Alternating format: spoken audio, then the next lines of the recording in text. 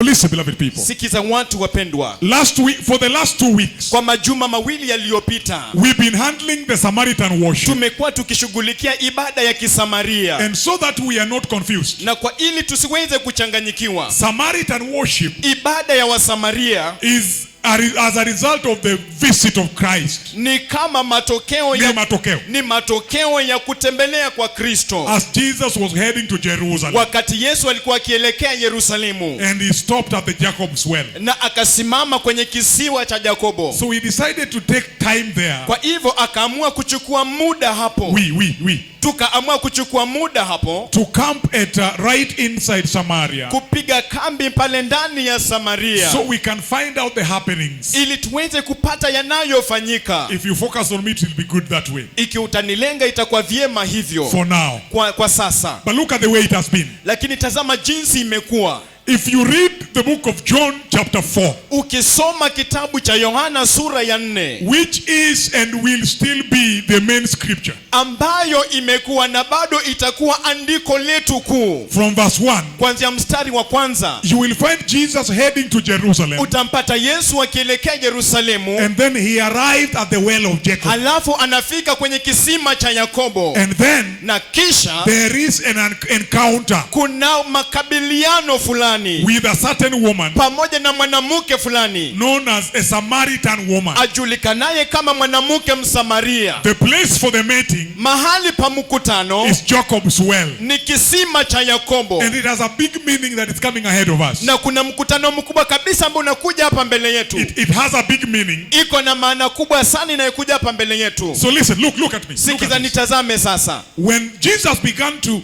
have a conversation with the Samaritan woman, wakati Yesu alianza kukuwa na mazungumzo na mwanamke Msamaria, few things came up. Mambo machache yalijitokeza. It is obvious that Jesus was not looking for water. Ni wazi kabisa ya kwamba Yesu hakukuwa anatafuta maji. It would be wrong for us to believe. Itakuwa tumekosea tukiamini hivyo. That Jesus was looking for water. Ya kwamba Yesu alikuwa anatafuta maji. Why? Kwa nini? The Bible records. Biblia ina rekodi that Jesus had to pass there. Ya kwamba Yesu ilimbidi apite huko. Jesus had to go through there. Ilimbidi Yesu apitie hapo. So it had nothing at all to do with water. Kwa hivyo haikuwa na kitu chochote cha kufanya na maji. It was a divine encounter. Ilikuwa tu ni makabiliano ya kiungu. And you can call it, na unaweza kuiita, the visitation of the Lord. Mtembeleo wa Bwana. That woman was visited by the Messiah. Ya kwamba huyo mwanamke alitembelewa na Mesihi. Number 2. Nambari ya pili. The second thing that you see there. Jambo la pili mnaona hapo. Is when Jesus begins to speak with her. Ni wakati Yesu anaanza kuzungumuza naye. Few things comes up. Mambo machache yanajitokeza. Number 1. Nambari ya kwanza. Is the way she strongly refuses to speak to Christ. Ni jinsi anakataa kabisa kuzungumuza na Kristo. And she's saying no. Na anasema la. You are a Jew. Wewe ni Myahudi. I am a Samaritan. Na mimi ni Msamaria. How can you ask me for water? Unawezaje kuniomba maji ya kunywa? And I've been saying. Na nimekuwa nikisema. That is a loaded conversation. Ya kwamba hayo ni mazungumuzo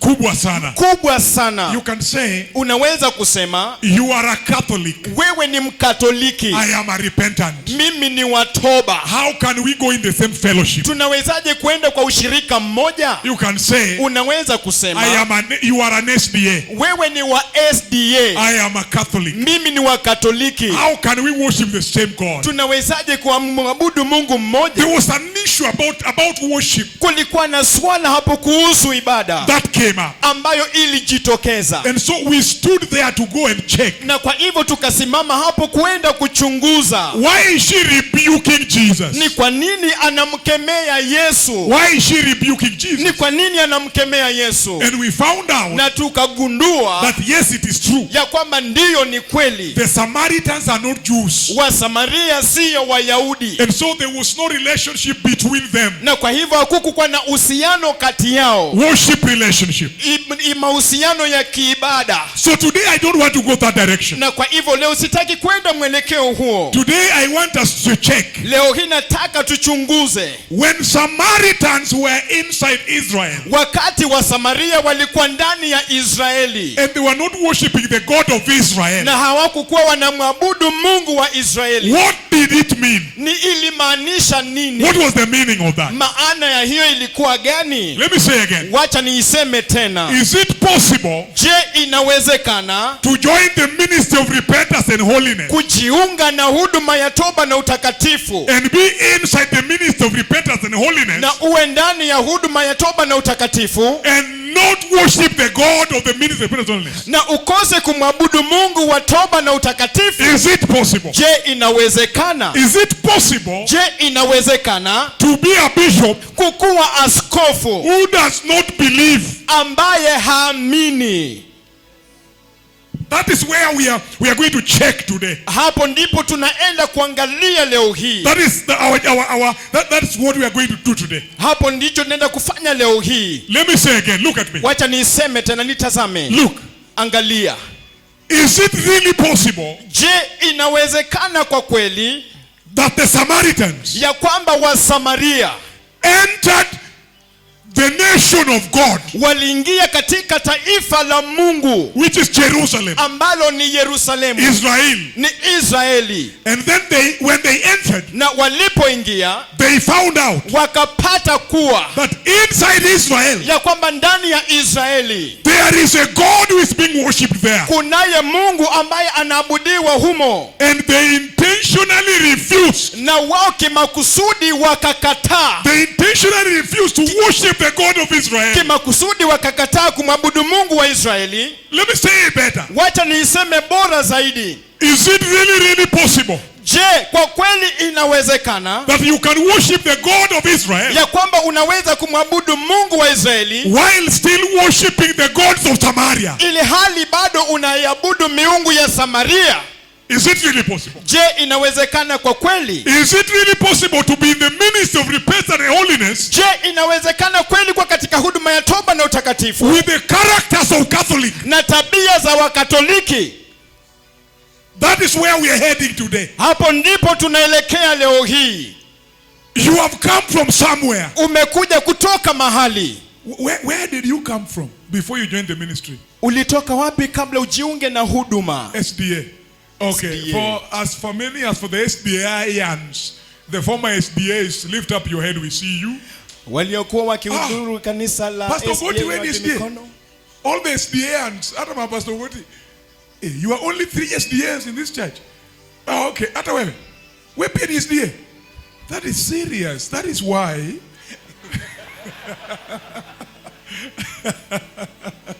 How many are Catholicians? Ni wangapi ni Wakatoliki, walikuwa Wakatoliki? I tell you, you are here. The former Catholics. That Wakatoliki is wakale. serious. Which church now? Ata wewe. Which church do I say now? Islam. How many are from Islam? Ulitoka Islam ukuja hapa. You can't be serious. Now when you Biblia mpya, because I was told you said you will not come to church until you buy a new Bible. You have it now. Can you show it to them because they have refused to buy? Look at that now. That's a very nice Bible. This is a nice Bible with nice colors. Islam. Former Muslims are now carrying Bibles. Waliokuwa Waislamu sasa wanabeba Biblia. This is Muslim. Hey, Uganda, Muslim. Tell me, any other, ni gani niuliza sasa? Salvation Army? Okay, Salvation Armians. Jeshi la wokovu. Wewe kulikuwa mwanajeshi? Ulikuwa kano ama ulikuwa nani? Ulikuwa captain? Ama ulikuwa tu servicemen, servicewomen? Okay. Down there. Kanisa gani ngine? Lejo we can't find here. Lejo. Is there Lejo here? Lejo. I told you they can't be here. Ama overseer Norbert. Wewe ulikuwa wa kanisa gani? Kama ndio hujakuja toba.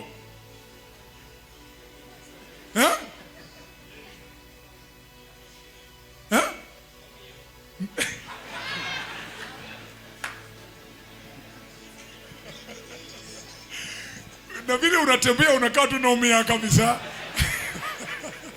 Unajua vile anatembea. Unajua huyu jamaa nimegundua kumbe there must be something. Okay, kama kanisa yako sijataja inua mkono. Kama sijataja kanisa yako gani? SDA, ACK. Wa ACK nini mkono? Kututendereza. Ni nyinyi. Nyinyi mnatendereza. Which part again? Nani? Church of God. You are a church of God. That is the reason. Okay. From there I know how to handle you. Kumbe Church of God. Which other church?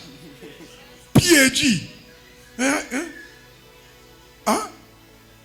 You were a DJ? Yes, a DJ. A DJ now a pastor. That's serious. Elder Joel ulikuwa unasema kitu. Kanisa gani?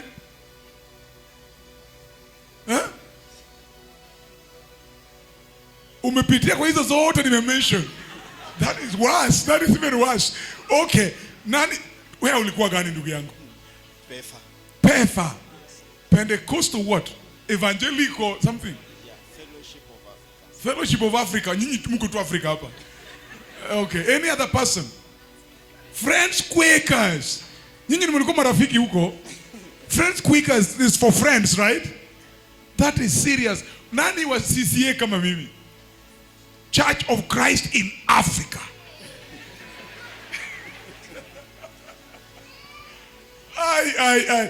Salimia yanaambia karibu toba sasa, karibu toba. Karibu toba. Umesia wewe ulikuwa wapi? Because hatujajua yako. Catholic. Umesia Mwaringa. ACK, nyinyi ndio kututendereza. That is serious.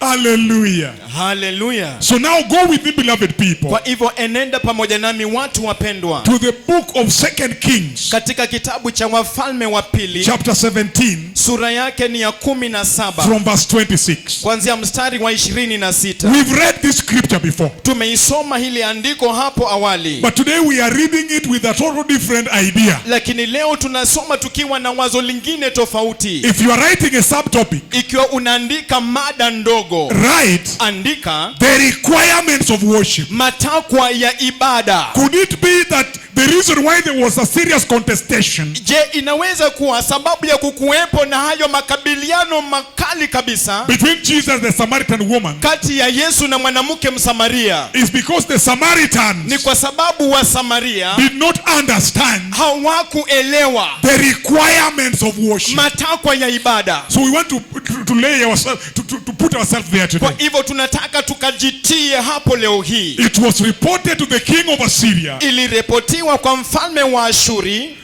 The people you deported and resettled in the towns of Samaria, watu uliowahamisha na kuwaweka katika miji ya Samaria, do not know what the God of that country requires. Hawajui kile Mungu wa hiyo nchi anachokitaka. So if I were you, kwa hivyo ningalikuwa wewe, I underline that one alone. Ninatia mstari hilo neno peke yake. And as a good Christian you therefore understand. Na kwa Mkristo mzuri kwa hivyo sasa unaelewa. The God of Israel, Mungu wa Israeli, had some requirements. Alikuwa na matakwa fulani. He had some requirements. Alikuwa na matakwa fulani. Which all worshippers that are theirs to him, ambayo waabudu wote ambao wanamuitikia yeye, or all worshippers that subscribes to him, ama waabudu wote ambao wamejitiisha kwake, were to adhere to, ilibidi wakaweze kuzitii. He is saying, na anasema, it was reported to the king of Assyria, iliripotiwa kwa mfalme wa Ashuri, that the people you deported and resettled in Samaria, ya kwamba watu uliowahamisha na kuwatuliza Samaria, they do not know hawajui what the God of that country requires. Kile ambacho Mungu wa hiyo nchi anataka. So if you are seated here, number one thing to note down, kwa hivyo kama umeketi hapa, jambo la kwanza wewe kuandika chini, before you begin to prepare in the ministry of repentance and holiness, kabla uanze kujiandaa katika huduma ya toba na utakatifu, it is good to understand ni vyema kuelewa the requirements matakwa of the Lord God Almighty. ya Bwana Mungu mkuu. Number 2, Nambari ya pili, the requirements of repentance. matakwa ya toba. The requirements. Matakwa. It is good to understand Ni vyema kuelewa what the Bible requires from you as kile a Christian. ambacho Biblia inahitaji kutoka kwako wewe kama Mkristo. Number 3, Nambari ya it tatu, is good to know ni vyema kujua the requirements of salvation. matakwa ya wokovu. Salvation has some very serious requirements, Wokovu ina matakwa ya kumaanisha sana, so that there be a difference ili kuwepo na utofauti between those who subscribe to Christ kati ya wao ambao wamejitiisha kwa Kristo and those who do not subscribe to na Christ. kwa wao ambao hawajajitiisha kwa Kristo. So as we start, beloved people, Kwa hivyo tunapoanza, watu wapendwa, the requirements of salvation, matakwa ya wokovu or ama the requirements of worship. matakwa ya ibada. We are happy that you've come back Tuna furaha ya kwamba umerudi and that you brought her. na ya kwamba umemuleta. That's very good. Hiyo ni vyema sana. Overseer Bet, thank you for coming with Overseer Bet. Mwangalizi Bet, asante sana kwa kukuja na Mwangalizi Bet. Overseer Bet has come with Overseer Bet. Mwangalizi Bet amekuja na Mwangalizi Bet. The only difference is that there is one ambao ni double T ya Bet na kuna one single T ya Bet. Utofauti tu ni kwamba kuna mmoja ambaye ako na hiyo herufi ta moja na mwingine ako na herufi ta mbili. Come, you have a place. Overseer, your seat is waiting for you. Even your Bibles, nobody opened, nobody touched. Thank you. And your water also. Karibu sana Overseer Sheila. Karibu sana Mwangalizi Sheila. Thank you. How beautiful it is when people walk into church with their wives in their hands. That is so powerful. Inapendeza kiwango gani wakati watu wanatembea kuingia kanisani wakiwa na wake zao. Pastor Zakari anasema don't go there. Don't go there. I know where you are heading to. Hallelujah. Hallelujah. So beloved people, let us continue reading as we move. Watu wapendwa, wacha tuendelee kusoma tunaposonga mbele. He's saying, anasema, the people you deported and resettled in Samaria do not know what the God of that country requires. Watu uliowahamisha na kuweka katika miji ya Samaria hawajui kile Mungu wa nchi hiyo anachokitaka. Then he responded. Na kisha akaitikia. Look at the way he responded. Angalia jinsi alivyoitikia. He's saying, anasema, he has sent lions amongst them, amewatuma simba miongoni mwao, which are killing them off, ambao anawaua wote. because the people do not know what he requires. Kwa sababu watu hawajui anachokitaka. The requirement has now come the second time. Matakwa haya yamekuja mara ya pili. He's saying, anasema, my people perish because of lack of what? Watu wangu wanaangamia kwa sababu ya kukosa nini? Lack of knowledge, right? Kukosa maarifa, sivyo? So if you are me, kwa hivyo ungelikuwa mimi, what would you put there? Ungeliweka nini hapo? You would say, ungesema, the Samaritans wa Samaria had no what? Had no knowledge. Hawakukuwa na maarifa. But knowledge of what? Lakini maarifa ya nini? Knowledge of God of that country. Maarifa ya Mungu wa hiyo nchi. Is it really possible? Je, kwa kweli inawezekana to be the minister of repentance and holiness kuwa katika huduma ya toba na utakatifu and have no knowledge na hauna maarifa of the requirements of the ministry? ya matakwa ya huduma. Is it really possible? Je, kwa kweli inawezekana? The two mega prophets of the Lord came. Manabii wawili wa Mungu walikuja. You know where they removed us from? Unajua mahali walikotutoa? They removed us from church. Walitutoa kanisani. Normal church. Kanisa la kawaida. And brought us here. Na kutuleta hapa. So that we can be here preparing. Ili tukakue hapa tukijiandaa. But how can you prepare? Lakini unawezaje kujiandaa if you do not know the requirements of preparation? Ili hali haujui maandalizi. Matakwa ya maandalizi. Matakwa ya maandalizi. Bwana Yesu asifiwe. Is that okay?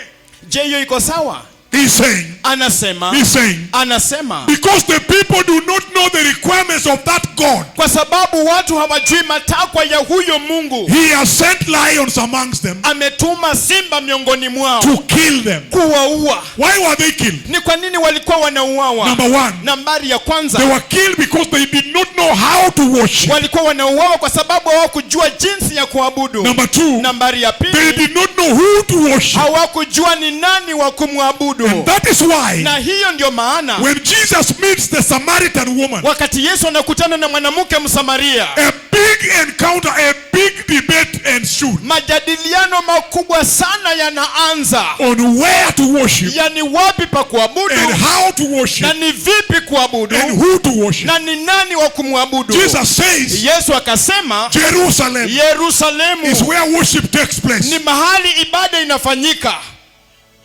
Not Jesus, sorry. That woman is saying, yule mwanamke ndiye akasema hivyo. You Jews insist that people must worship where?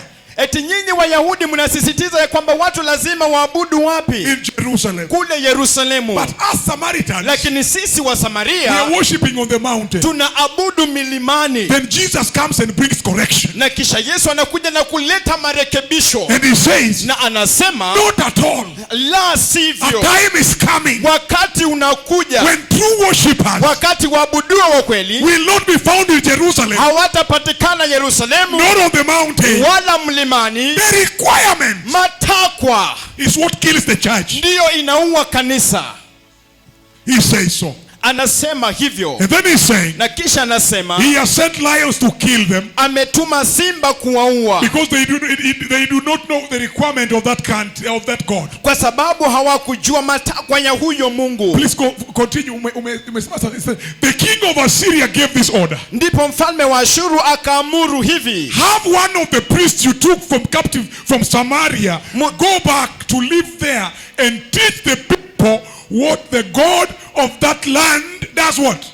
Requires. Mutwaye mmoja wa makuhani uliowachukua mateka kutoka Samaria ili arudi kuishi humo na awafundishe watu kile ambacho Mungu wa nchi anataka. So if I were you, kwa hivyo ningalikuwa wewe, I underline verse 27. Ninatilia mstari wa 27. When they entered Samaria, walipoingia Samaria, which are towns within Israel, ambayo sasa ni mji ndani ya Israeli, and they refused to worship the God of Israel, na wakakataa kumwabudu Mungu wa Israeli, God responded by sending lions. Mungu akaitikia kwa kuwatuma simba. But then when God responded by sending lions, na wakati Mungu alitikia kwa kutuma simba, because they did not know the requirement, kwa sababu hawakujua matakwa, and the word was given to the king, na neno likapeanwa kwa mfalme, then the king responded. na kisha mfalme akaitikia. Verse 27, not kuitikia, but there is a way you can put responded. Walijibu.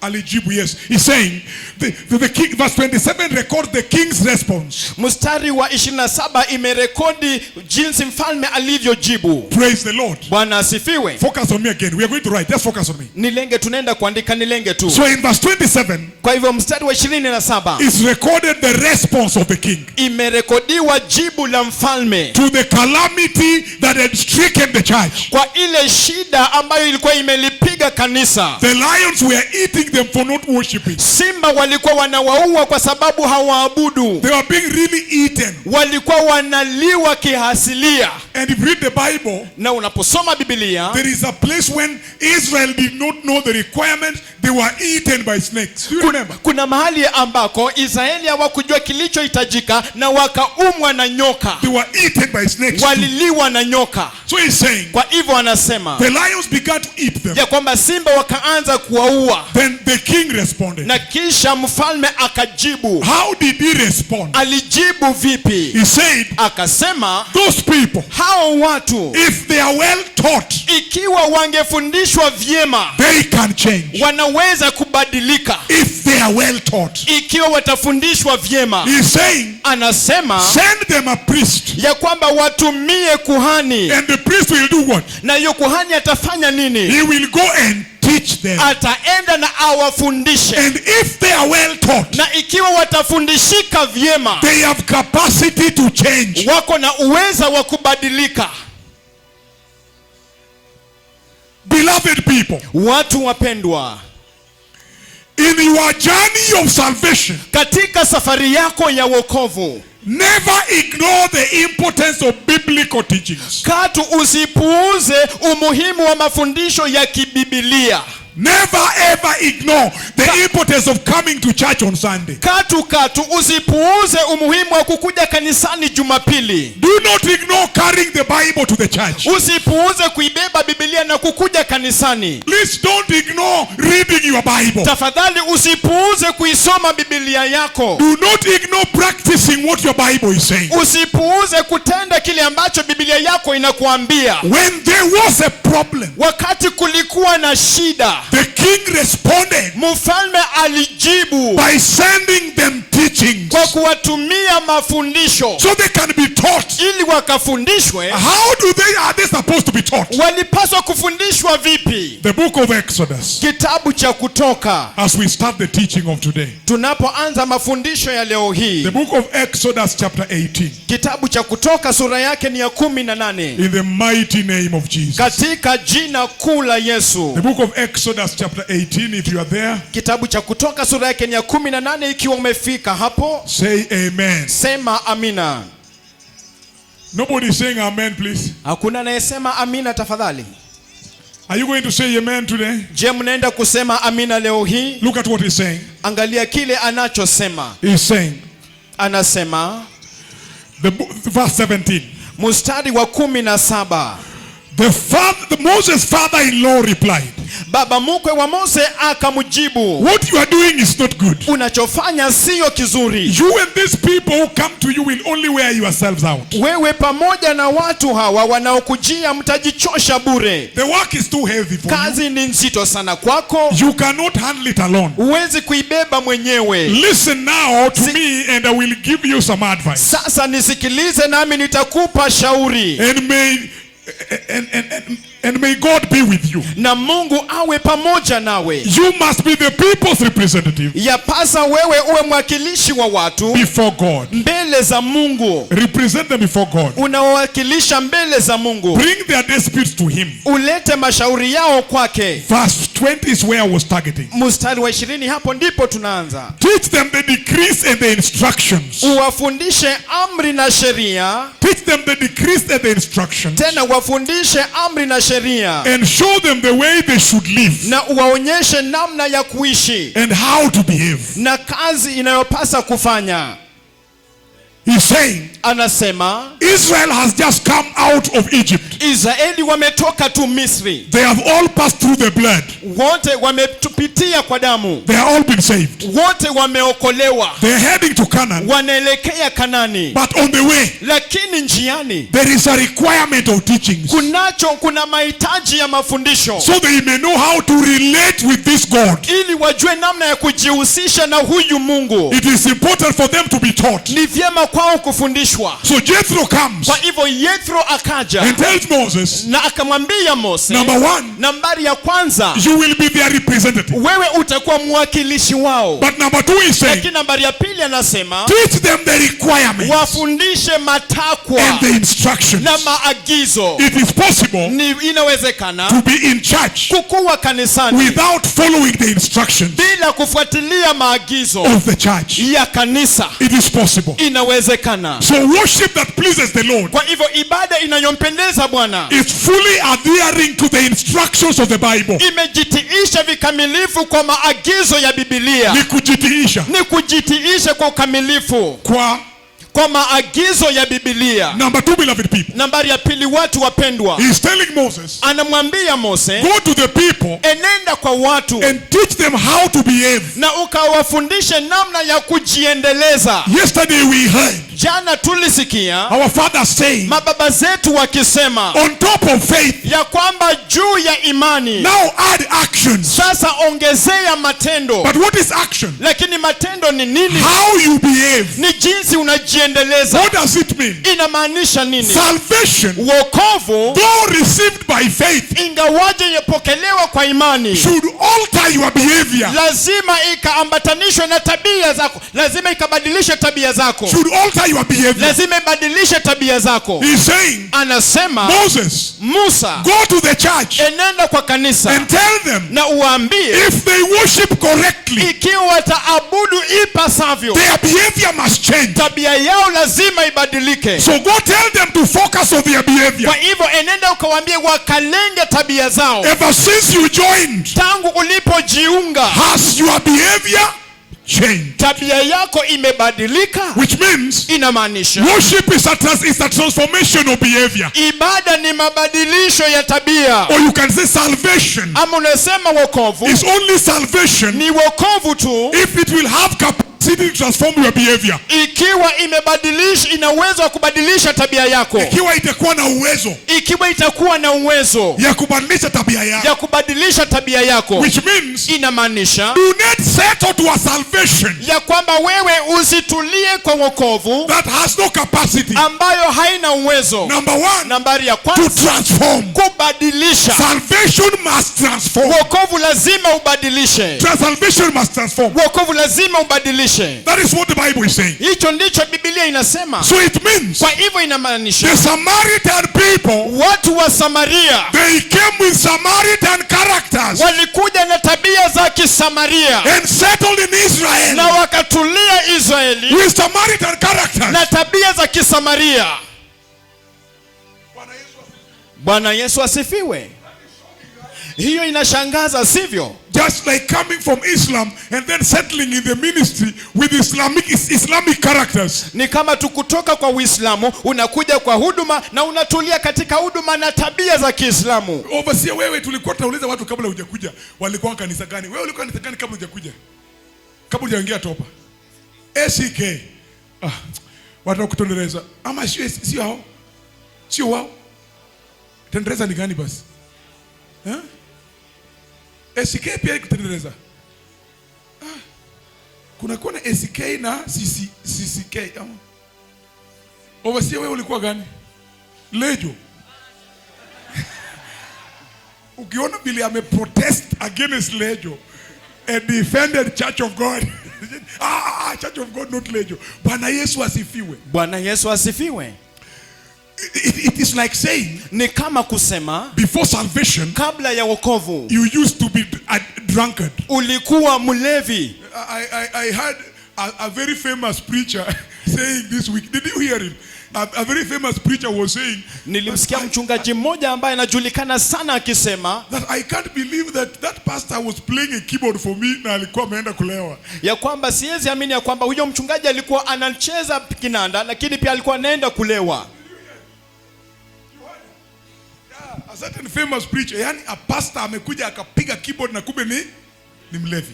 So he's saying, kwa hivyo anasema, what I'm saying in short is this. Kile ninachosema kwa ufupi ni hii. If you take personal audit, ikiwa utachikagua mwenyewe, could it be that you are still in the ministry but there are some characters that are Samaritan? Je, kuna uwezekano ya kwamba ungali katika huduma lakini una tabia ambazo ni za Kisamaria? Now I know you are going to say you don't have. Najua unaenda kusema ya kwamba hauna. But I want to tell you have. Lakini nataka nikuambie uko nazo. The truth of salvation. Ukweli wa wokovu is that we are inside here. Ni kwamba tuko hapa ndani and fighting to be better. Na tunapigana sana kukuwa bora. Lakini kuna kitu bado inasumbua. Lakini kuna kitu bado kinasumbua. That is not the truth of salvation. Huo ndio sasa ukweli wa wokovu. Which you can say. Ambayo unaweza kusema. The encounter between Jesus and Samaritan woman. Kukutana kati ya Yesu na mwanamke Msamaria. Revealed. Iliweza kufunua. The true state of salvation. Ya kwamba hali ya Kiyahudi ya wokovu. Hali ya ukweli. Hali ya kweli ya wokovu. The encounter between Christ. Kule kukutana kati ya Kristo. And the Samaritan woman. Na mwanamke Msamaria. Revealed the true nature of salvation. Ilifunua hali ya kweli ya wokovu. If you are writing. Ikiwa unaandika. What did it reveal? Ilifunua nini? Number one. Nambari ya kwanza. The Jews. Wayahudi. Who claimed to be holy. Waliodai kukuwa watakatifu. Also did not know. Pia hawakujua. That they were also falling short of his glory. Ya kwamba pia nao walikuwa wamepungukiwa na utukufu wake. The Jews were pointing fingers on Samaritans. Wayahudi walikuwa wanakonyeza vidole wa Samaria. Claiming that they are better. Wakidai ya kwamba wao ni bora zaidi. But in the real sense they were not better. Lakini kwa kweli hawakukuwa bora. Number two. Nambari ya pili. Wayahudi the Samaritan wa Samaria looked down on themselves, wao waliweza kujidunisha na kujidharau, thinking that they were inferior wakifikiria ya kwamba wao hawafai to the Jews. kushinda na Wayahudi. But in the real sense, Lakini kwa kweli they also, like the Jews, pia wao kama Wayahudi did not know the requirements of worship. hawakujua matakwa ya ibada. Is it really possible Je, kwa kweli inawezekana to be in the ministry kukua katika huduma with the characters that are not supported by the ministry? na tabia ambazo hazihimiliwi na huduma? So now, beloved people, Kwa hivyo sasa, watu wapendwa, let's go back to our scripture, wacha turudi katika maandiko yetu step by step. hatua kwa hatua tafadhali. Hallelujah. Haleluya. He's saying, Anasema teach them. Oh, no, not the previous. Because teaching we have said, so that's okay. The previous scripture.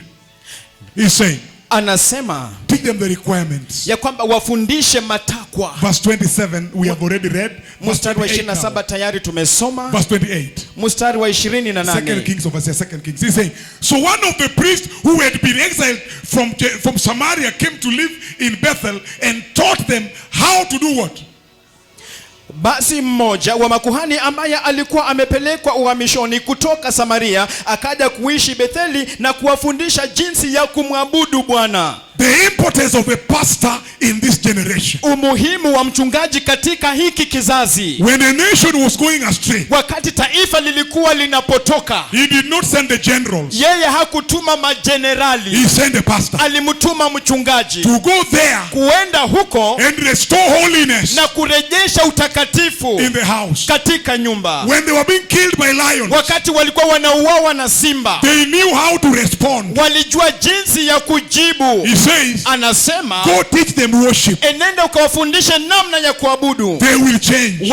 watabadilika. He's saying, Anasema someone went mtu akaenda with only one responsibility. akiwa na jukumu moja tu, Go teach them how to worship. enenda ukawafundishe jinsi ya kuabudu. So if I were you, I underline that word. Kwa hivyo ningalikuwa wewe, ningelipigia mstari hilo neno. The most important lesson in your life Somo la muhimu sana katika maisha yako as a people kama mtu is not to take degrees, sio kufundisha, kupata degrees, sio kupata mashahada, but to learn how to worship Jehovah. lakini kujifunza namna ya kumwabudu Yehova. The most important lesson you must learn as a people, Somo la muhimu kabisa ambalo lazima ujifundishe kama mtu, or better said, ama tukisema bora, the most important lesson you are supposed to teach your children somo muhimu kabisa ambalo inakupasa uwafundishe watoto wako is how to worship God. ni jinsi ya kumwabudu Mungu. He sent a priest Ye alimutuma kuhani with only one instruction. akiwa na agizo moja tu, Go teach those people enenda kuwafundishe hao watu how to worship. namna ya kuabudu. So if you are writing, Kwa hivyo kama unaandika, go teach those people enenda kuwafundishe hao watu the importance of worship umuhimu wa kuabudu in their Christian salvation. katika wokovu wao wa Kikristo.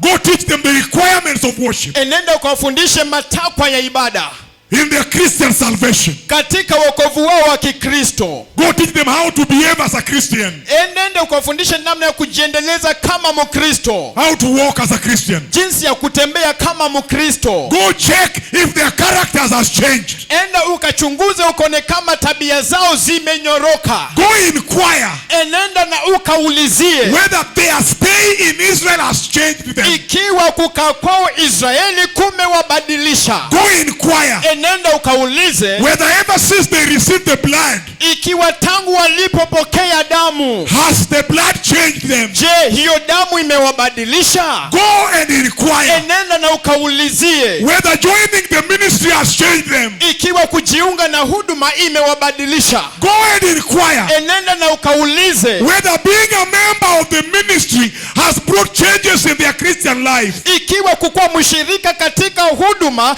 imeleta mabadiliko katika maisha yao. Go and Enenda na ukaulizie. Haleluya. hallelujah. Yes, it is back. Go and inquire. Enenda na ukaulize. Bwana Yesu asifiwe. Bwana Yesu asifiwe. So let me read again. Kwa hivyo wacha nikasome tena. Hallelujah. What is that? So now, Sasa verse 29, we are past there. Verse 29 now. He's saying, nevertheless, look at this now. The problem began now. He's saying. Angalia hapa shida tulinayo sasa. He's saying. Anasema. No. Can you go back to verse 28? Tafadhali rudi katika mstari wa 28. Okay, verse 29. He's saying, nevertheless. Anasema hata hivyo. Each nation or group made its own god in the several towns where they settled. Kila kikundi cha taifa lililotolewa Samaria kilitengeneza miungu and set them up in the shrines the people of Samaria had made at the high places. Ya kwamba kilitengeneza miungu yao wenyewe katika miji kadhaa mahali walipoishi, na wakaiweka mahali pa kuweka vitu vya ibada za miungu ambayo watu wa Samaria walikuwa. The people from Babylon made Succoth. Watu wa Babiloni walitoka Sukothi, wakamtengeneza Sukothi. Those from Katha made Negal. Watu kutoka Kutha wakamtengeneza Nergali. And those from Hamath made Ashima. Na watu kutoka Hamathi wakamtengeneza Ashima. How many gods so far? Hao ni miungu wangapi sasa? 3 gods plus Jehovah. How many? Okay, let's continue. Wacha tuendelee. He's saying, anasema, the Avivites made Nibhaz. Waavi wakamtengeneza Nibhazi. How many gods now? Miungu wangapi sasa? And Tartak and the Sepharvites burned their children in the fire as a sacrifice to Admalek. Na Tartaki wa Serfavi wakachoma watoto wao kama kafara kwa Adramaleki. And Admalek the gods of Shephavaim. Na Anamaleki miungu wa Sefarvaimu. How many gods so far? Miungu wangapi kufikia hapo? How many? What did they do? Walifanya nini? They take children and burn in fire as a sacrifice. Walichukua watoto na kuwachoma kwenye moto kama dhabihu, kama kafara. This thing is happening where? Haya mambo yanafanyika wapi? Huh? It is happening in Israel. Inafanyika Israeli. And the priest is supposed to come. Na kuhani anapaswa aje. And teach them until they stop burning children. Na awafundishe hadi wakome kuwachoma watoto. How many pastors are here? Ni wachungaji wangapi wako hapa? Inua tu mkono hivi. Inua tu mkono hivi. This is the work. Hii ndiyo kazi. Which means inayomaanisha that pastor who was sent by the king, ya kwamba huyo mchungaji aliyetumwa na mfalme, his work is well cut. Kazi yake iko hapa. He can see it is already said very well. Tayari imekwisha semwa vyema kabisa. He is supposed to teach them until they abandon their gods. Wanapaswa kufundishwa hadi waachane na hao miungu wao. Please go on. Tafadhali endelea.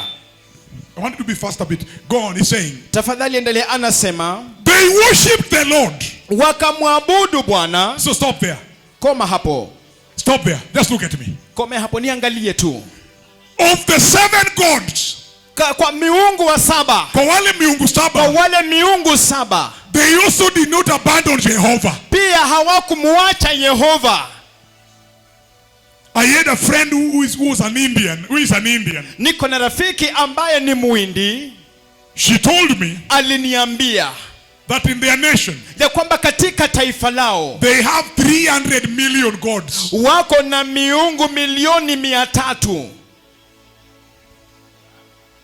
They don't reject any god. If you go tell them you are a god, they accept and they receive you also and they add you into the numbers of their gods. Kwa wao hawakatai miungu yoyote. Ukienda huko na uambie kwamba we ni miungu, wanakukubali na pia wanakuongeza katika idadi ya miungu yao. They have a god for prayer, there is a god for food, a god for road, god for shop, god for good luck, god for greetings, god for money, God that brings good luck, God, those things. Hayo mambo. He's saying, anasema, they did not stop worshiping, they worship. Ya kwamba hawakuacha kumwabudu Bwana, waliabudu. They worship the Lord. Walimwabudu Bwana. But they also appointed all sorts of their own people to officiate for them as priests in the shrines at the high places. Lakini pia waliendelea na kuwachagua watu miongoni mwao kuwakilisha na kutoa dhabihu katika mahala pao pa kuabudu. They continued worshiping, waliendelea kuabudu, but they had their preferred pastors. Lakini walikuwa na wachungaji wao waliowapendelea wenyewe. God raised for them pastors. Mungu aliwainulia wachungaji. Then they went ahead and raised their own pastors. Na kisha wakaenda na pia nao wakajiunulia wachungaji wao wenyewe. Hapana, that pastor is rebuking too much. Huyo mchungaji hapana, anakemea sana. I want a pastor that does not rebuke that much. Ninataka mchungaji ambaye hakemei kiwango hicho sana. They raised their own pastors. Wakainua wachungaji wao wenyewe. And sent them na kuwatuma to go burn sacrifice for them. Na kuenda kuteketeza dhabihu kwa ajili yao. There is a possibility that is going on in the church. Kuna uwezekano kwamba hicho ndio kinafanyika sasa kanisani. Look at what he's saying. Tazama kile anachosema. Verse 33. Mstari wa 33. They worship the Lord. Walimwabudu Bwana. But they also serve their own gods. Lakini pia walitumikia miungu yao. In what? Katika kufanya nini? In accordance with the customs of the nations from which they are done what? Kulingana na desturi za mataifa walikotoka. They worship the Lord. Walimwabudu Bwana. But they also transported their characters of old. Lakini pia wakahamisha tabia zao za kale. In the new worship setup. Katika mpangilio mpya wa ibada. They worshiped God. Walimwabudu Mungu. But they did not abandon their old characters. Lakini hawakuziacha tabia zao za kale. Beloved people. Watu wapendwa. What is worship? Ibada ni nini? Worship brings transformation. Ibada inaleta mabadilisho. Which means inayomaanisha they worship God. Tunamwabudu Mungu. They walimwabudu Mungu without transformation. Bila mabadiliko. They never transformed. Hawakubadilika katu. They did not. Hawakubadilika. And we have a problem right now in the ministry. Na tuko na shida sasa hivi katika huduma. And I saw it. Na niliona. Do you remember the day that a certain media station did things? Do you remember? Unakumbuka siku ambayo nyumba moja ya habari ilifanya mambo? Je, mnakumbuka? Ni wangapi wanakumbuka? Were you really online? Je, ulikuwa mtandaoni? Did you really see the true characters of watu wa toba na utakatifu? Je, uliziona tabia za kweli za watu wa toba na utakatifu? The kind of abuses that were coming from watu wa toba. Aina ya matusi iliyotoka kwa watu wa toba. Ilikuwa mbaya kushinda those who are in the world. Ilikuwa mbaya kushinda ya wale walioko kule ulimwenguni. Actually watu wa toba walikuwa wanatukana na mpaka watu wa dunia wanasema mpaka watu wa dunia pia wameshtuka. Hata hivyo watu wa toba walikuwa wanatukanana hadi watu wa dunia wanashituka na kusema umeona hiyo? Umeona hiyo? Watu wa toba wako na matusi kalikali. Hawa watu wa toba wana matusi kalikali. Wako na nini? So the question is, kwa hivyo swali ni, how can that be possible that we are still having capacity to abuse in the ministry and we are worshiping? They worship the Lord, but they also did not abandon their old characters. Ya kwamba inawezekanaje tuko katika huduma lakini bado tuko na uwezo wa tukanana? Inamaanisha walikuwa wanamwabudu Mungu lakini hawakuachana na tabia zao za kale. Bwana asifiwe. Bwana asifiwe. The most important thing in your salvation, jambo la maana kabisa katika wokovu wako, is not to join the next altar. Sio kujiunga na madhabahu ifuatayo. Hapana. Is to change your character. Ni kubadilisha tabia yako. Now the character change is gradual. Kwa hivyo tabia inabadilika kwa kuendelea. Tabia hubadilika kwa kuendelea. Tabia hubadilika kwa kuendelea. Tabia hubadilika kwa kuendelea. Tabia hubadilika na kuendelea. So the worst thing is this. Kwa hivyo jambo they worship the Lord. Walimwabudu Bwana. But they also serve their own gods. Lakini pia walitumikia miungu yao. Do you people remember the wife of Jacob? De, nyinyi mwakumbuka ile mke wa Yakobo? What was her name? Jina lake alikuwa nani? The mother of Joseph? What was her name? Jina lake aliitwa nani? Rachel. Aliitwa Raheli. Do you know what Rachel did? Je, mnajua Raheli alifanya nini? Rachel stole the gods of over her father. Raheli aliiba miungu ya baba yake. Akaiba miungu ya baba yake. Anasema huku mbele huyu Yakobo ametuambia tuondoke tuende sasa mahali kwao iko.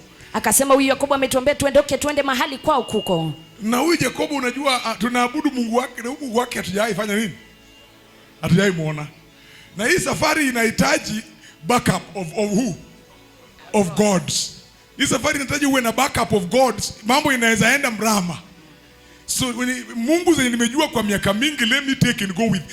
She went with her father's house god. Alienda na ile miungu ya nyumba ya baba yake. He's saying verse 33, verse 34. Anasema mstari wa 34. I've not read anything. Verse 34. Mstari wa 34. To this day, mpaka leo they persist in their former practices. Wanashikilia desturi zao za zamani. Are you seeing why they are being attacked? Je, mnaona ni kwa nini wanavamiwa? So if you are writing is this. Ikiwa basi unaandika ni hivi. Worship is not worship until the old practices have been erased. Ibada sio ibada hadi zile desturi za zamani zipate kuondolewa. A worship is not worship until the old practices has been erased by the blood of Jesus. Ibada sio ibada hadi zile desturi za zamani zipate kuoshwa kabisa na damu ya Yesu. Number 2. Ya pili. Your biggest trouble. Shida yako kubwa kabisa. Is the persistence of your former characters. Ni ule kuendelea kwa zile tabia zako za kale. The reason why you have come to church. Sababu kwa nini umekuja kanisani? Is that the former characters are still tormenting you. Ni kwamba zile tabia za zamani bado zinakutesa. So you need Jesus to come and arrest them. Hivyo unahitaji Yesu aje kuziondoa. So the reality is good. Uhalisia ni vyema, ni kweli. It is good to know. Ni vyema kujua. That in your line of worship. Katika mtindo wako wa kuabudu. Which other former practices are still persisting in your salvation? Ni tabia gani zingine za zamani zinaendelea kuendelea katika maisha yako? Because there is a possibility. Kwa sababu kuna uwezekano. Of worshiping the Lord. Ya kumwabudu Bwana. While still practicing your former character. Ukiwa bado unaendelea na tabia zako za kale. Now that worship is called a Samaritan worship. Ibada hiyo basi inaitwa ibada ya Kisamaria. He's saying. Anasema. They neither worship the Lord. Hawakumwabudu Bwana. Nor are they to the decrees. Wala kufuata desturi zake. And regulations. Na mahitaji yake. The law and commandments. Aisha maagizo na amri. That the Lord gave the descendants of Jacob. Ambao Bwana aliwapa uzao wa Yakobo. Whom he named Israel. Ambaye aliwaita Israeli. Even though they were claiming to worship God. Hata ingawaje walidai kumwabudu Mungu. They ignored regulations of worship. Walipuuza maagizo ya ibada. The laws of worship. Sheria za ibada. The commands of worship. Amri za ibada. 3 very important things. Vitu vitatu vya muhimu. Number 1. Ya kwanza. Regulations. Yale matakwa. Number 2. Ya pili. The law. Sheria. And number 3. Ya tatu. The commands. Amri. What does it mean? Yamaanisha nini? Worship is not worship. Ibada sio ibada. Until. Hadi. It is regulated by law. Inaweza kupata kuendelezwa na sheria. I'm saying is this. Ninasema ni hiki. The worship of God. Ibada ya Mungu. Is regulated by God. Inapata kuendeleshwa na kuendeshwa na Mungu mwenyewe. The worship of God is regulated by God. Ibada ya Mungu inaendeshwa na Mungu mwenyewe. Number 2. Ya pili. You cannot worship God. Huwezi mwabudu Mungu. And ignore the laws of God. Na upuuze sheria za Mungu. The worship of God. Ibada ya Mungu. And the laws of God. Na sheria za Mungu. Cannot be separated. Haziwezi tenganishwa. You can't separate the law of God from worship. Hauwezi tenga sheria ya Mungu kutoka kwa ibada. For example, kwa mfano, you cannot remove holiness from God. Hauwezi toa utakatifu kutoka kwa Mungu. It is part of him. Ni sehemu yake. Are the worshippers aware? Na waabuduwa je wanajua hiyo? That worship is regulated by law. Ya kwamba ibada inaendeshwa na sheria. Is the church aware? Je, kanisa la fahamu? That worship is regulated by the law of God. Ya kwamba ibada inaendeshwa na sheria ya Mungu. It is called the law of worship. Inaitwa sheria ya kuabudu. Was given to Samson. Alipewa Samsoni. Know what happened? Unajua nini ilifanyika? He kept breaking the law. Alizidi kuvunja sheria. He kept doing it. Alizidi kufanya hivyo. Until the Lord abandoned him. Hadi Bwana akamuacha. The nation of Israel. Taifa la Israeli. Inside the presence of God. Ndani uweponi mwa Mungu. They kept breaking the law of worship. Walizidi kuvunja sheria za ibada. When they came from Egypt. Walipotoka Misri. Moses was given responsibility. Mose alipewa jukumu. Go. Nenda. And establish them on the law. Wawekeze kwa sheria. The visitation in Exodus 19. Mtembeleo katika Kutoka 19. The Sinai visitation. Mitembeleo ya Sinai. What was it introducing? Ni nini ilikuwa inatambulisha? The Sinai visitation. Mtembeleo wa Sinai. Introduced. Ilitambulisha. The law of God. Sheria ya Mungu. To the people of God. Kwa watu wa Mungu. You cannot separate the law from worship. Huwezi tenganisha sheria kutoka kwa ibada. It is a requirement. Hiyo ni hitaji. And he's saying, Anasema, go tell my people nenda waambie watu wangu to put boundaries. waweke mipaka. And Moses said, Na Mose anasema, I have told them. nimewaambia. He said, go back and tell them again. Anasema rudi tena uambie. Go tell them to put boundaries. Nenda waambie waweke mipaka. What does it mean? Yamaanisha nini? Worship must introduce a life of boundary in your life. Ibada lazima itambulishe maisha ya mipaka katika maisha yako. Do not settle to a lesser worship. Usitulie katika ibada ya chini kabisa. Do not settle to a worship that has no boundaries. Usibaki kwa ibada isiyo na mipaka. Worship must have boundaries. Ibada lazima iwe na mipaka. Exodus 19. Kutoka 19. The Sinai visitation. Mtembeleo wa Sinai. He said, go tell them Anasema nenda waambie to introduce boundaries watambulishe mipaka in their Christian salvation. katika wokovu wao wa Kikristo. Hallelujah. Haleluya. Say big amen. What am I saying? Nasema nini? The Christians of today, Wakristo wa leo hii they want to worship, wanataka kuabudu but not by the law. lakini sio kupitia kwa sheria. They want to remove the law from worship. Wanataka kutoa sheria kutoka kwa ibada. It is like removing holiness from Ni God. kama kutoa utakatifu kutoka kwa Mungu. So go tell Israel, Anasema nenda waambie Israeli, those people watu hao among us, you wao ambao wanakuacha, ambao wako kati yenu, ambao wako kati yenu, they have abandoned the law of God wamewacha sheria ya Mungu and the instructions of God, na maagizo ya Mungu the commands of God. na amri za Mungu. Give me another scripture. I'm going. I have no time. Give me Sina another wakati. scripture. Move on. Take me the scriptures now. Nipeleke kwa andiko ifuatayo sasa. He's saying, Anasema when the Lord made a covenant with the Israelites, wakati Bwana alifanya agano na Israeli, He commanded them, aliwaamuru do not worship any other gods or bow down to them. msiabudu miungu mingine yoyote wala kuisujudia Serve the Lord and sacrifice to them. wala kuitumikia wala kuitolea dhabihu. Verse 36. 36. But the Lord who brought you out of Egypt with mighty power and outstretched arm. Bali Mungu aliyewatoa kutoka Misri na uwezo mkuu na mkono wake ulionyooshwa. Verse 37. Mstari wa 37. What does it say? You must always it's saying you must always be careful to keep the decrees, regulations and laws and commands He wrote for you. Do not worship one. Anasema imewapasa daima kuwa waangalifu kutunza hukumu na maagizo na sheria na amri aliyowaandikia, msiabudu miungu mingine. Hakuna andiko napenda kama andiko hili hapa.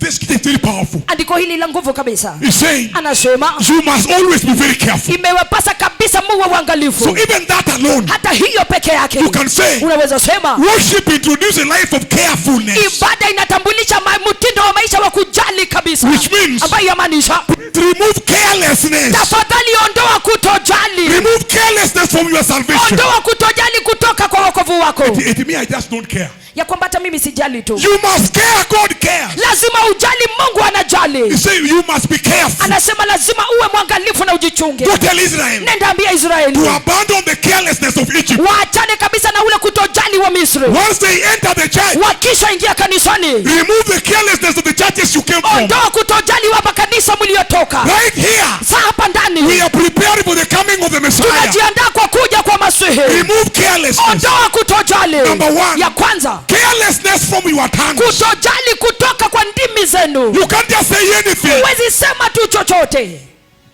Hapana. Hapana. Look at what he's saying. They say, be careful to decrease, follows commands, another thing. Continue verse 38. What does it say? Endelea mstari wa 38 anasema nini? Do not forget the covenant I have made with you, and do not worship other gods. Msisahau agano uliofanya nanyi wala msiabudu miungu mingine ifuatayo. That is only one scripture we've read for 1 hour. Hilo ni andiko moja tu tumesoma kwa lisali moja. I am telling you, Nawaambia there is a beauty in the scripture. kuna urembo katika andiko hili. I want to give you 2 more scriptures. Nataka niwape andiko mengine miwili To back this one up now. ili kwamba ipate kuambatana na hii To hapa. back this one up. Kuambatana na hii hapa. What are we learning today? Tunajifunza nini leo? The requirements of worship. Matakwa ama mahitaji ya ibada. So you have wrote many, sio? Mumeandika mengi sivyo? Anasema do not ignore the law. Anasema msipuuze sheria. Ndio. When God said don't dress like this, you just do that. Wakati Bwana anasema usivae hivyo, fanya tu hivyo. It is better to be a fool and enter than to be wise and remain. Ni afadhali kuwa mpumbavu na uingie na kuwa mwenye busara na ubaki. If God say you come early, you come early. Bwana Mungu akisema kujeni mapema, wewe kuja tu mapema. If the Lord say you fast, you fast. Bwana akisema fungeni, nyinyi wewe funga tu. Look at this scripture now. Tazama andiko hili sasa. Look at the scripture. Tazama andiko hili. which one do I pick now? Because I have a lot of them. Nitachagua gani maana ninazo nyingi kabisa. Let me pick. Wacha nichukue. For this case. Kutokana kauli hii. Because they are all beautiful cases here today. I don't know which one to pick from. Kwa sababu zote ni za mifano za kupendeza kabisa, sijui nichukue gani. Let me pick the book of 2 Kings 20 verse 2 and verse 3. Wacha nichukue kitabu cha Wafalme wa pili mlango wa 20 mstari wa 2 na wa 3. They are putting it up very fast. Wanaiweka kwa upesi kabisa. 2 Kings Wafalme wa pili chapter 2 verse chapter number 20 verse 20 is saying. Mlango wa 20 mstari wa 2 anasema. Hezekiah turned his face to the wall and prayed to the Lord. Hezekiah akailegeza uso wake kukutani akamwomba Bwana. And what did he do? He's saying, remember Lord. Akasema Bwana kumbuka. When he prayed, wakati aliomba, even the way he prayed, hata jinsi ambavyo aliomba, had honor in it. Ilikuwa na heshima ndani yake. And I've told people, be careful the way you pray. Na nimewaambia watu jichunge kabisa jinsi unavyoomba. Stop shouting the name of God as if it's your brother. Koma kabisa kupaza sauti na kuita jina ya Mungu kana kwamba ni ndugu yako. And being reckless. Na kuwa wa kutojali kabisa pumbavu. If you want to pray, wakati unataka kuomba, requirement number 1, hitaji la kwanza, humble down. Jinyenyekeze. There must be a high level of humility. Lazima kuweko na kiwango cha juu cha unyenyekevu. Hezekiah prayed. Hezekiah aliomba. He said, Lord, remember. Anasema Bwana kumbuka. How I have walked before you faithfully. Jinsi nilivyoenenda mbele zako kwa uaminifu. And with all-hearted devotion. Na kujitolea kwa moyo wangu wote. And I have done what is good in your eyes. Na kufanya yaliyo mema machoni pako. And then Hezekiah did what? He wept bitterly. He wept bitterly. Say louder. What did he do? He wept bitterly. Again? He wept bitterly. Again? He wept bitterly. So if you are to write, how many things are you writing now? Ikiwa unapasa kuandika, utaandika mambo mangapi sasa? How many things have you seen? Mambo mangapi umeona pale?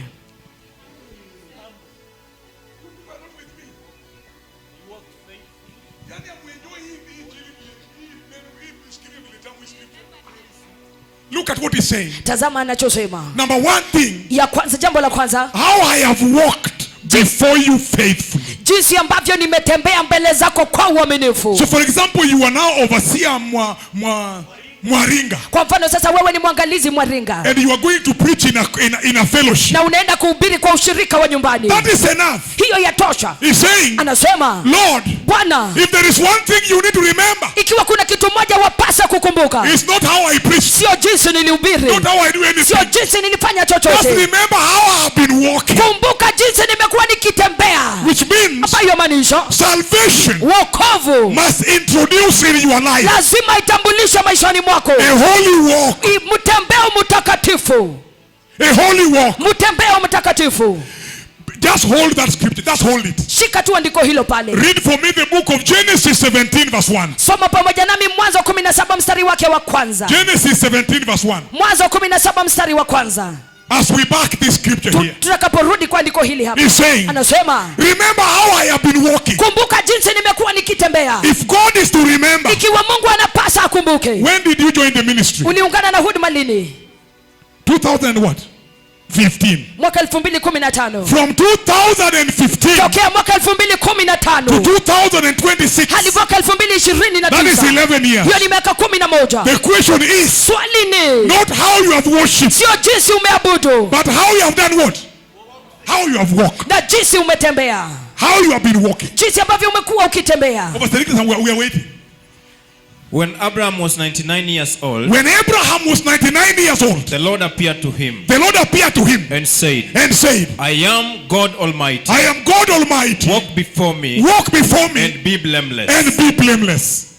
Walk before me. Tembea mbele zangu. So it means, hivyo yamaanisha, when he say remember how I have walked, wakati anasema kumbuka jinsi ambavyo nimetembea, which means, ambayo yamaanisha the walk of blamelessness. Mtembeo wa kutokuwa na lawama. Number 2, ya pili, the walk of faithfulness. Mtembeo ule wa uaminifu kabisa. But what is faithful walk? Lakini mtembeo mwaminifu ni gani? Faithful people are reliable. Watu waaminifu wanaweza tegemewa. Which means, ambayo yamaanisha, can God really rely on your salvation? Je, Mungu anaweza kutegemea wokovu wako, a reliable Christian, Mkristo anayetegemewa, is what he's saying here. ndio kija anasema hapa. Hezekiah is therefore telling the Lord, Hezekia hivyo basi anamwambia Bwana, God, Mungu, remember how reliable I have been, kumbuka jinsi ambavyo nimekuwa wa kutegemewa, dependable in the house. nimetegemewa katika nyumba. The Christians of this day, Wakristo wa siku hizi they want salvation, wanataka wokovu, but not to walk before God. lakini sio kutembea mbele za Mungu. He's telling Abraham, Anamwambia Abrahamu, I am God Almighty. mimi ni Mungu mwenye nguvu zote, Meaning, kumaanisha full introduction of the godliness of God. kutambulisha kikamilifu wa uungu wa Mungu, That you are not walking in the presence of your friend. ya kwamba utembei uweponi mwa rafiki yako. This is God Almighty. Huyu ni Mungu Now mwenyezi. begin a journey of Sasa salvation. anza safari ya wokovu. He's saying, Anasema I walk before you with faithful and wholehearted devotion. jinsi ambavyo nimetembea mbele yako kwa uaminifu na nimekutumikia katika moyo The wote. requirements of worship Mahitaji ya ibada requires inahitaji that you be devoted to God. ya kwamba uweze kujitolea kamilifu kwa Mungu. It is a requirement by the Bible. Ni hitaji na Biblia. Hezekiah is saying, Hezekia anasema, go tell the church nenda ambia kanisa that on top of ya repentance, kwamba zaidi ya toba let them add devotion. waongeze kujitolea. Whatever you are given to do in the name of God, do it wholeheartedly. Chochote ambacho umejitolea kufanya kwa jina la Bwana, fanya na moyo wako wote. And then he's saying, Anasema, and I have done good in your eyes. na nimetenda mema pachoni pako. Yesterday we heard Jana tulisikia our father say, baba zetu wakisema, what did they say? walisema nini? In your salvation, Katika wokovu wako learn to do good. jifunze kutenda You mema. must do good. Lazima utende mema. And he said, Anasema, they said wakasema, that if you have, if one week, end hospitali enda hospitalini on your salvation, katika wokovu wako. enda tembelea watu hospitalini, Nenda tembelea watu hospitalini. enda oshea wajane nguo. Enda fulia wajane nguo. The practices of salvation. Matendo ya wokovu.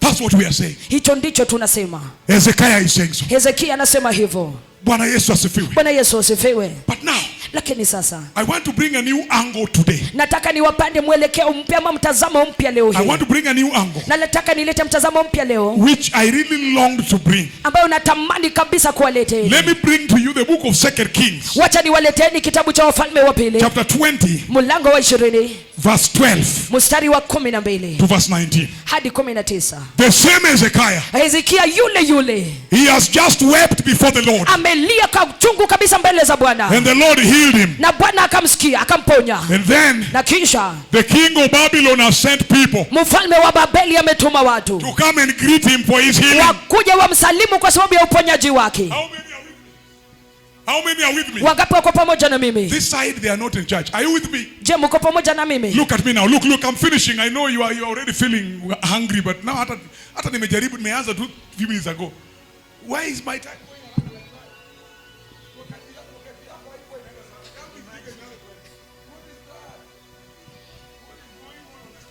But this thing is killing me. Imeanza kuleta baridi kwa mwili yangu tena.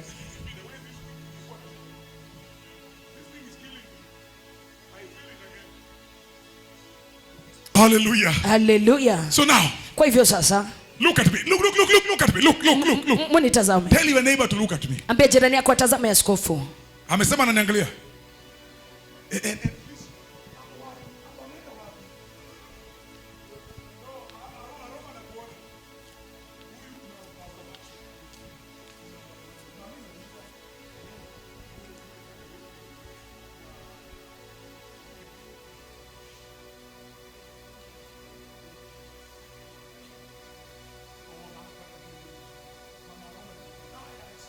So now listen now. Kwa hivyo sasa sikizeni. Give me scriptures. Give me scriptures. Nipe maandiko. Give me scriptures. He's saying, Anasema, who is this? huyu ni nani? Who is this? This is Ezekiel. No, ngoja. Ezekiel jana ndiye alikuwa analia. Hezekia jana ndiye alikuwa analia. Alikuwa analia sana vile mambo imekuwa ngumu. Mungu jamani nikumbuke, hata nimekuwa ni mwaminifu nikumbuke nisikufe hivyo tu like that. Mungu akamkumbuka akafanya nini? Akapona, si ndio? Haya, ndio huyu sasa. At that time, Kwa wakati ule Marduk Baladan, son of Baladan, king of Babylon, sent Ezekiel letter and gift. Merodak Baladani mwana wa Baladoni mfalme wa Babeli akamtuma Hezekia barua pamoja na zawadi, because he had heard of Hezekiah's illness. kwa sababu alikuwa amesikia habari za kuugua wa Hezekia. He heard it. Alisikia. Hezekiah received the envoy, Hezekia akapokea wale wajumbe and showed them all that was in his storehouse. na kuwaonyesha vyote ambavyo alikuwa navyo katika gala zake, The silver, yani fedha, the gold, dhahabu, the spices, vikolezo and the fine olive oil, na mafuta safi ya divai, his armory, gala la silaha la vitu, and everything found among his treasures. na kila kitu kilichokuwa katika hazina zake. There was nothing in his palace or in all his kingdom that Hezekiah did not show them. Hapakukuwa na kitu chochote katika jumba la kifalme ama katika ufalme wake wote ambayo Hezekia hakuwaonyesha. Yesterday he was crying. Jana alikuwa analia. Yesterday he was dying. Jana alikuwa anakufa. He had faced the wall. Alikuwa ametazama na kukabiliana kabisa na ukuta. There was no way forward. Kukuweko na njia ya kupita pale. Isaiah son of Amos, Isaya mwana wa Amosi, brought bad news. alileta habari mbaya. Put your house in order, you are dying. Tengeza nyumba yako, panga nyumba yako, It unakufa. was done, finished, Ilikuwa gone. imekamilika kabisa, imeisha, imeondoka. He turned to God Akamgeukia Mungu and cried, akalia kwa and uchungu, God heard him na Mungu akamsikia and healed him. But akamponya. look at the answer. Lakini tazama jibu, Look at the answer. tazama jibu lake. Look at the people who have come to invite you to visit him. Tazama watu ambao wamekuja kumtembelea. Babylonians Watu kutoka Babeli have come to visit him. wamekuja kumtembelea. And when they came, Wakati walikuja, he did not show them the greatness of God. hakuwaonyesha ukuu wa He Mungu, did not show them the holiness of God. hakuwaonyesha utakatifu wa He did Mungu, not show them the power of God. hakuwaonyesha nguvu za Mungu. He showed them his wealth. Aliwaonyesha mali yake, His wealth. mali zake. I want to close this meeting. Nataka nifunge mkutano huu, But before I close it, lakini kabla ni ufunge, beloved people, watu wapendwa, read with me the book of Isaiah 38 verse 22. soma pamoja nami Isaya 38 mstari wa 22. We are coming back there. Tutarudi pale. Isaiah. Isaya, This guy was crying yesterday mtu huyu alikuwa analia tu kwa uchungu jana, and he received the grace of God. He was healed. akapokea neema ya Mungu akaponywa. And then Na kisha the following day, siku ifuatayo envoys arrived. si wale wajumbe wakafika, Instead of glorifying God, badala ya kumtukuza Mungu he glorified himself. akajitukuza mwenyewe. He's saying, Anasema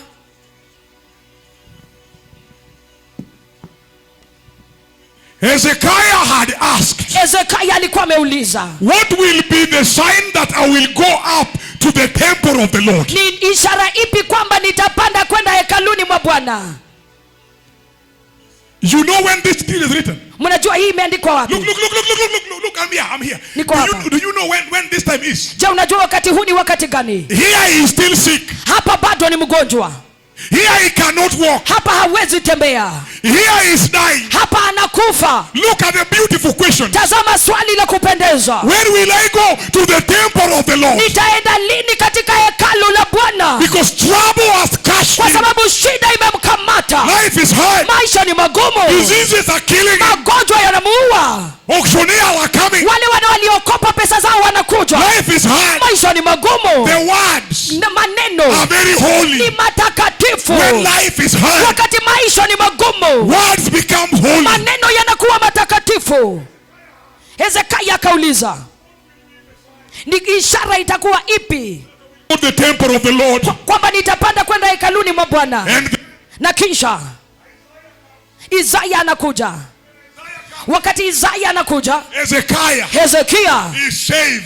anaokolewa. And then Na kisha the following day, siku ifuatayo, the envoys wale wajumbe from Babylonia arrived. kutoka Babeli wakafika. They arrived. Wakafika. Take me back to where we were, Nirudishe mahali tulipokuwa, so that when I'm closing this meeting, you know what I was talking about. ili napofunga mkutano huu mjue tulikuwa tunaongea kuhusu nini. Verse 13 now. Mstari wa 13 sasa. Hezekiah, verse 14 now. Verse 14. Mstari wa 14. Then Isaiah the prophet went to King Hezekiah. Kisha ni Isaya nabii akaenda kwa mfalme Mfalme Hezekia and asked, akamuuliza, what did those men say? watu wale walisema nini? Where did they come from? Walitoka wapi? From a distant land, I replied. Kutoka nchi ya mbali. Hezekia They akajibu, came from Babylon. walitoka Babeli. Then Isaiah asked, Na Isaya akauliza, what did they see in your palace? wameona nini katika jumba lako la kifalme? Waliona nini? Waliona nini katika nyumba yake ya They kifalme? saw everything in my palace. Waliona kila kitu katika jumba langu la Hezekiah kifalme. said, Hezekia akajibu, there is nothing hakuna kitu amongst my treasures katika hazina yangu that I did not show them. ambacho sikuwaonyesha. That's how he responded to Hivyo God. ndivyo alijibu kwa Mungu. Beloved, Wapendwa, there is something bad by showing people your life. kuna kitu mbaya kutokana na kuonyesha watu maisha yako. We are in a generation where they love to show. Tuko katika kizazi ambapo wanapenda kujionyesha. In a generation where any achievement you want to show. Kwa kizazi ambacho chochote ambacho umepata unataka kuonyesha watu. Be careful. Jichunge kabisa. As a king Isaiah, prophet Isaiah, Nabii Isaya did not ask much. hakuuliza mengi. He only asked, Aliuliza tu, hao watu waliokuja kwako au watu waliokuja kwako waliona nini kwako? waliona nini kwako? The best answer would have been, Jibu bora kabisa lingekuwa, waliona Mungu kwangu. waliona Mungu kwangu. They saw the Lord in my life. Waliona Mungu maishani mwangu. I showed them the greatness of God. Niliwaonyesha ukuu wa Mungu. Hezekiah replied, Hezekia akajibu, I showed them my treasure. niliwaonyesha hazina I showed yangu. them my ability. Niliwaonyesha uwezo I showed wangu. them how powerful I am. Niliwaonyesha jinsi nilikuwa wa nguvu. Of the generation that shows. Kizazi ambacho kinaonyesha kabisa. Lakini hii kizazi ni kali. Kizazi hiki ni kali kabisa.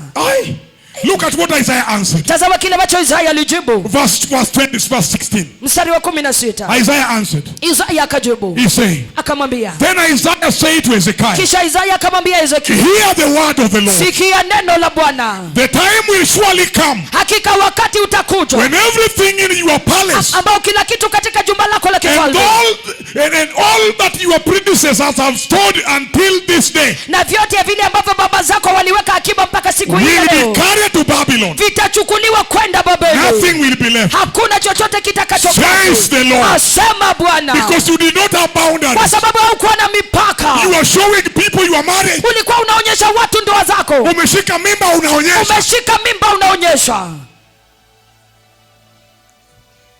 Eti baby shower. Kwamba unasema baby shower.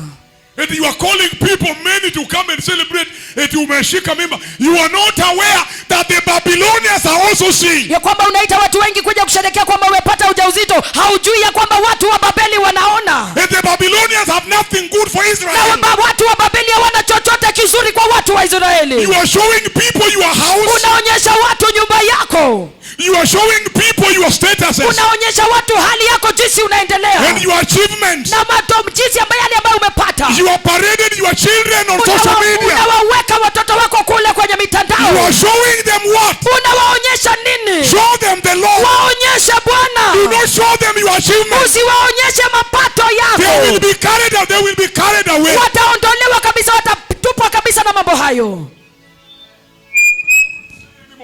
We are beginning here next week. Tunaanzia hapa wiki ijayo. Hallelujah. Hallelujah. We are beginning where? Tunaanzia wapi? Wachana na michezo ya kila kitu, hata eti umepandishwa cheo, umeanza kuandika kwa status, guess what? Guess what? Kwani wewe ni wa kwanza kupandishwa cheo? Eti guess what? Anything you want to show people, anything, kitu kidogo tu, hata kama umenunua tu kiti na vile kiti yako ni mbaya, ukinunua hivi unaweka kwa nywe, thank God, I thank you for blessing me, and then people don't see God, people see seats. Na kisha wanasema kwamba Mungu tunakushukuru kwa kunibariki. Watu hawaoni Mungu, watu wanaona viti. Generation of posting things. Kizazi cha kuweka kila kitu kwenye mtandao. Hezekiah tried, alijaribu everything. Kila kitu chote kilichukuliwa. Babylonia. Kilipelekwa Babeli. Babylonia. Kilipelekwa Babeli. Everything went to Babylon. Kila kitu kilipelekwa Babeli. Do not show the world your progress. Usionyeshe ulimwengu mafanikio yako. Show the Lord. Muonyeshe Bwana. When the world comes to you. Wakati ulimwengu unakujia. Show them the Lord. Waonyeshe Bwana. Do not show them your progress. Usiwaonyeshe mafanikio yako.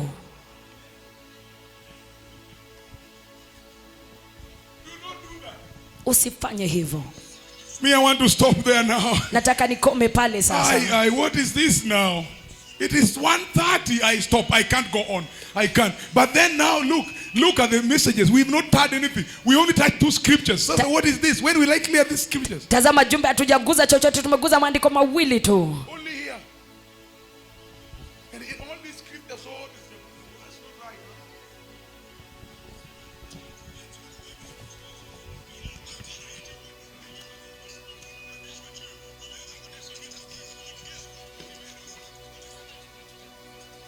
Hallelujah. Hallelujah. What a beautiful setting you have set today. I feel like preaching up to next week. That setting is powerful. Eti anataka nimpee maji na kupea, there's no problem. Mama Bishop atakupea. Kuja chukua maji, kuja chukua maji. Pale kwa technical team. Na usipe Pastor Ugoti, yeye amekaa wapi? Pastor Ugoti hata yuko technical. Akai mahali watu napatanga maji ndio apate. Bwana Yesu asifiwe.